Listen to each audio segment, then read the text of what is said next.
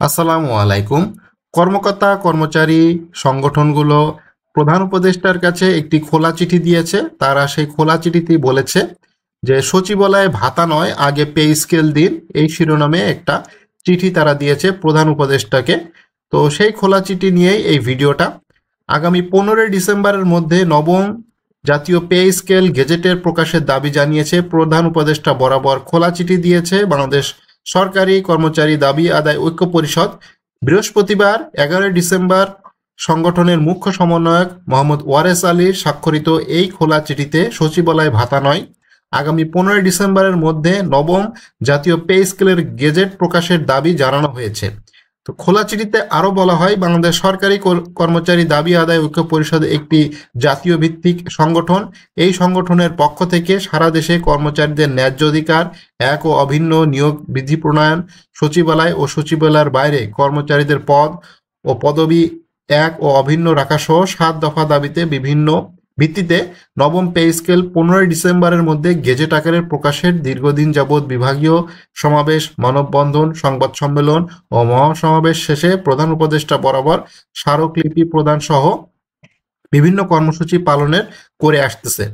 তো এখানে আরো কিছু বলা হয়েছে যে প্রজাতন্ত্রের 18 লক্ষ কর্মচারীর ন্যায্য দাবি ও প্রত্যাশা পূরণের জন্য রাষ্ট্র কাজ করতেছে। ঠিক সেই মুহূর্তে বাংলাদেশ সচিবালয় 7 থেকে 8 শত কর্মচারী পে স্কেল প্রাপ্তির লক্ষ্যে একসাথে আন্দোলনের কর্মসূচি অংশগ্রহণ করলেও বাংলাদেশ সচিবালয় অল্প সংখ্যক কর্মচারী নবম পে স্কেলের দাবিতে উপেক্ষা করে তাদের হীন স্বার্থ চরিতার্থ করার জন্য 20% সচিবালয় কর্মচারী ভাতা বাস্তবায়নের জন্য অর্থ উপদেষ্টাকে অবরুদ্ধ করে রাখেন, যেটা গতকালকে এই ধরনের ঘটনা ঘটেছে, সেটা আপনারা মিডিয়াতে দেখেছেন। এবং সচিবালয় কর্মচারীদের ভাতা প্রাপ্তির জন্য চাপ প্রয়োগ করেন, যা কোনোভাবেই বিধিসম্মত ও প্রত্যাশিত নয়। এতে বাংলাদেশ সচিবালয়ের বাহিরের প্রজাতন্ত্রের সকল কর্মচারীদের মধ্যে তীব্র ক্ষোভের সৃষ্টি হয়েছে।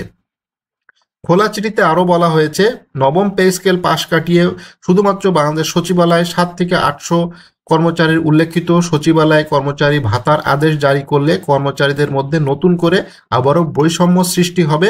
কাজে সচিবালয় কর্মচারীদের জন্য কোনো বিশেষ ভাতা প্রদানের জারি না করা কর্মচারীদের মধ্যে বৈষম্য সৃষ্টি নিরসনের লক্ষ্যে নবম পে স্কেল 15 ডিসেম্বরের মধ্যে গেজেট প্রকাশের অর্থ সংগঠনের পক্ষ থেকে জোর দাবি জানানো হচ্ছে।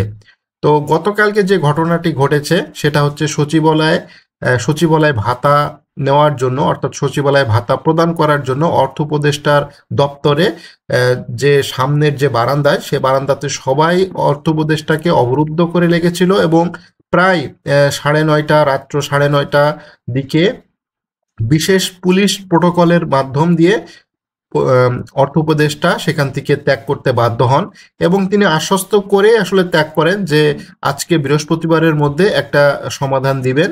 তো এখনো পর্যন্ত এই ভিডিও রেকর্ড করা পর্যন্ত এই ধরনের কোনো খবর আসে নাই যে সচিবালয় ভাতা আদৌ হচ্ছে কিনা।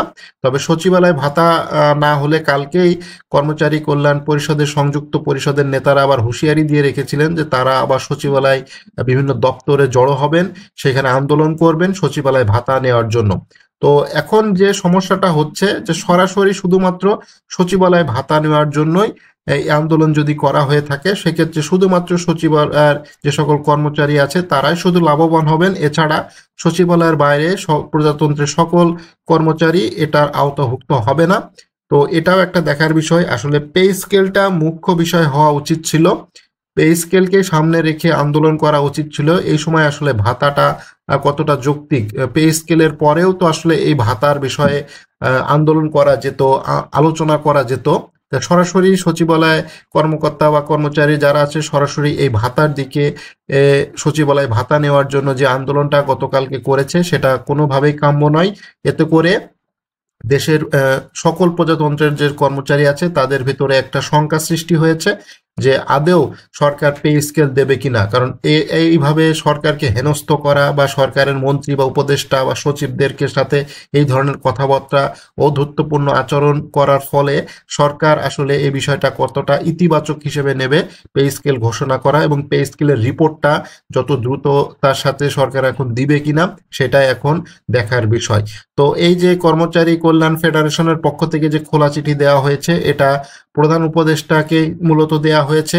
প্রধান উপদেষ্টার উদ্দেশ্যেই এই খোলা চিঠিটা দেয়া হয়েছে, যাতে এই যে ভাতা, সচিবালয় ভাতা প্রদান না করে সরাসরি পে স্কেলটা ঘোষণা করা, অর্থাৎ পে স্কেলের গেজেটটা ঘোষণা করা, এই মাসের ভেতরেই যাতে পে স্কেলটা ঘোষণা করা যায় সেটার একটা ব্যবস্থা করা। যেহেতু আজকে নির্বাচনের একটা তফসিল ঘোষণা হবে, সে নির্বাচনের তফসিল ঘোষণা হওয়ার পরেই তারপর থেকে মূলত নির্বাচনী কর্মকাণ্ডই সবাই ব্যস্ত থাকবে।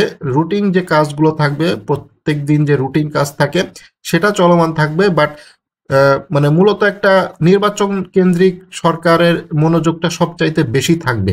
তো সেক্ষেত্রে এই পে স্কেল বা এই যে নবম পে কমিশনের রিপোর্ট, এইটার দিকে সরকার এতটা মনোযোগী নাও হতে পারে।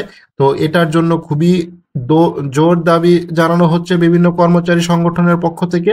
বাট গতকালের যে সচিবালয়ের ঘটনা, এটা খুবই দুঃখজনক একটি ঘটনা ঘটেছে। এটা কেউ আসলে মানতে চাচ্ছে না। সচিবালয়ে যারা আছে তারা তো তাদের মতো সুবিধা পাবে, বাট অন্যান্য কর্মচারী এর সুবিধা পাবে না। তো এটার ফলে এই পে স্কেলের বিষয়টা পিছিয়ে যাওয়ার সম্ভাবনা রয়েছে। তো এখন সচিবালয় ভাতার দিকে যদি সবাই বেশি ঝুঁকে যায়, তাহলে যেটা হবে, পে স্কেল নিয়ে সরকার হয়তো এত বেশি আগ্রহ নাও হতে পারে। তো কর্মচারী কল্যাণ ফেডারেশনের পক্ষ থেকে যে সকল দাবি জানানো হচ্ছে, যে আগে 15 ডিসেম্বর অথবা এই ডিসেম্বর মাসের ভেতরেই পে স্কেলের রিপোর্ট এবং পে স্কেলের গেজেট দুইটাই যাতে একসাথে প্রকাশ করা হয়, এটাই মূলত জোর দাবি জানানো হচ্ছে।